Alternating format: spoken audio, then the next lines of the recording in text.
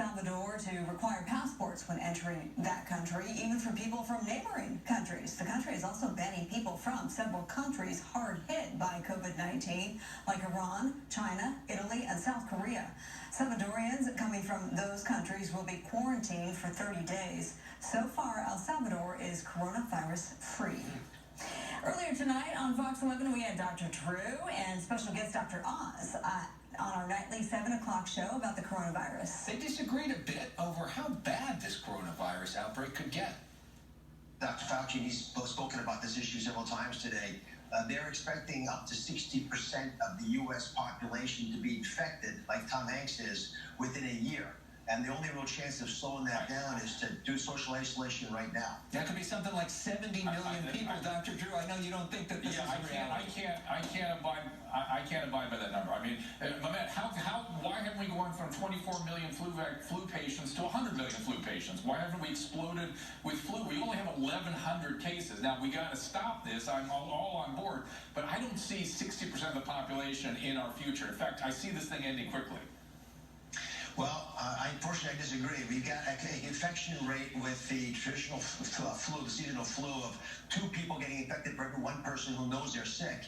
And that number, as you know, is over 3 for the coronavirus. So roughly speaking, over the course of a week, as someone with the traditional old-fashioned flu would infect 9 people, with coronavirus, you're going to get 45 people sick. And that's an accelerating number as more and more people keep passing along. I understand it's exponential, but that doesn't take into account adjustments in our behavior.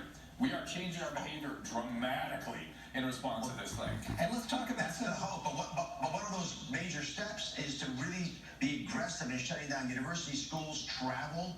Otherwise, you never get your arms around the crisis, and people start infecting each other in places they didn't expect it. The East Coast of this country primarily got infected from Europe. The major case in Westchester, which we know is the Dutch gentleman who was a Jewish lawyer, came back from Europe, went to a synagogue, and he's gotten 120 people plus infected that we know of already in a week. Right. So it doesn't take many. And there is perhaps no better known face than Tom Hanks in this country, probably the most beloved person in the entire country.